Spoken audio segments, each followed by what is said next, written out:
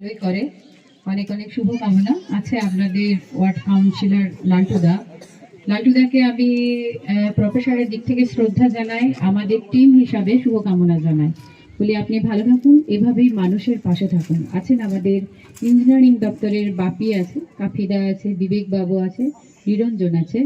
ওরা না থাকলে আমরা ওখানে চেয়ারে বসে থেকে কিছুই করতে পারতাম না। পিডব্লিউডি সেকশন হচ্ছে খুবই সক্রিয় সেকশন, কেন কিনা রাস্তাঘাট, ড্রেন, কোনো ফাটাফুটো বাথরুম, তারা সবটাই কখনো বসতেই পারে না চেয়ারে, আমরা তো তবু বসি কিছুক্ষণ।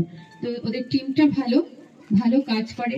বলি যে যেটা বাপি বলে গেল যে পৌরমাতার নাম উজ্জ্বল হোক, নাম উজ্জ্বল তো তারাই করে, আমরা তো শুধু পিছনে থাকি। তো আমি বলি তোমরা ভালো থাকো, মানসিকতা ভালো থাকো, কাজ করার মতো মানসিকতাটা যেন হারিয়ে না যায়। এখন তো এটাই হয়েছে যে আমি কাজ করব না, আমি বসে বসে থাকবো।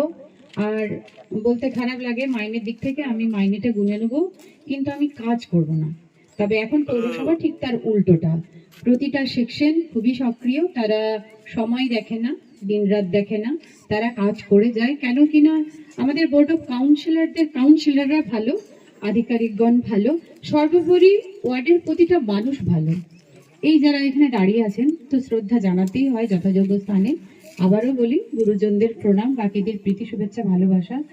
আপনারা যদি না থাকতেন, সে যে ওয়ার্ডই হোক না কেন আর যে অনুষ্ঠানই হোক না কেন, আপনারা যদি সামনে না থাকেন তাহলে কোনো অনুষ্ঠানই সফল হতে পারে না, কোনো কাজই বাস্তবায়িত করতে পারে না। হয়তো দেখা গেল আমাদের এমইডি এসেছে, ইঞ্জিনিয়ার এসেছে, কাউন্সিলর এসেছে, বাধা সৃষ্টি করছেন আপনারা বলতে মানুষেরা, তাহলে কিন্তু সে কাজ হবে না। কিন্তু সেদিক থেকে দেখা যায় যে 22টা ওয়ার্ডের প্রতিটা মানুষই সক্রিয় এবং প্রতিটা মানুষ মানুষের পাশে, এটা বলতেই হয়। যার কথা না বললেই নয়, তিনি যেমন করে ভাবেন, আমার তো মনে হয় না যে এই যাবৎ কাল কেউ কখনো এমন করে ভেবেছেন। তিনি হচ্ছেন মাননীয় মুখ্যমন্ত্রী মমতা বন্দ্যোপাধ্যায়। সবটাই কিন্তু তার দূরদৃষ্টি সম্পন্না। তিনি কিছুদিন আগে করেছেন, যেটা বাপি বললেন, আমার পাড়া আমার সমাধান। সেখানে আপনি আপনার নিজের সমস্যার কথা সামনে থেকে বলতে পেরেছেন। এটা কি কখনো পেরেছেন? আজ পর্যন্ত কোনো দিনই হয়নি সেটা। ঠিক তেমনি তার পথশ্রী প্রকল্প, যে কথাটা লালটুদা বলল, জল জমে যাওয়া হোক, কি বর্ষার সময় বেরোতে গিয়ে বিপদে পড়া হোক, কি অসুস্থ হলে সেখানে অ্যাম্বুলেন্স ঢুকতে পারে না এমন হোক, এক্ষেত্রে একটা কথা আপনাদেরকে জানাই, যদিও আপনাদের কাউন্সিলর সবটাই আপনাদের জানিয়েছেন যে গলিগুলি রাস্তায় তো 4 চাকার অ্যাম্বুলেন্স ঢুকতে অসুবিধা হয় বলে পৌরসভার কিন্তু টোটো অ্যাম্বুলেন্স আছে এবং টোটো শবদেহ গাড়ি আছে, সেটা আপনাদের জানা। আশা করি দরকার হলে নিশ্চয়ই আমাদের পৌরসভার হেল্পলাইনে একবার ফোন করবেন, পৌঁছে যাবে আপনার বাড়ির সামনে।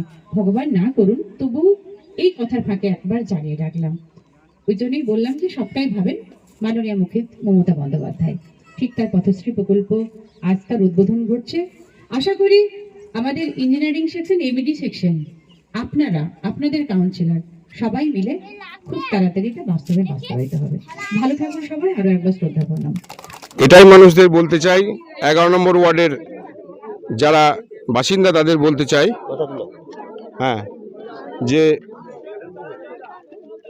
রাস্তাঘাট, ড্রেন, এইদিকে প্রতিদিন নতুন নতুন বাড়ি হচ্ছে, দেখতেই পাচ্ছ। এদিকে একটা ব্রিজ হয়েছে, কিন্তু চলাচলের জন্য বাকি রাস্তাটুকু এখনো হয়নি। বিশেষ করে বর্ষার সময় প্রচুর পরিমাণে জল, তাছাড়া এমনি ড্রেনের, গোটা বোলপুরের ড্রেনের জল এইভাবেই পাস হয়। এই রাস্তাটি খুবই প্রয়োজন ছিল, তাই এই এলাকাবাসীর কথাতেই এই রাস্তাটি হচ্ছে। এখানে আমার কিছু অনুদান নাই, ওনাদের ইচ্ছাতেই এই রাস্তাটা হচ্ছে।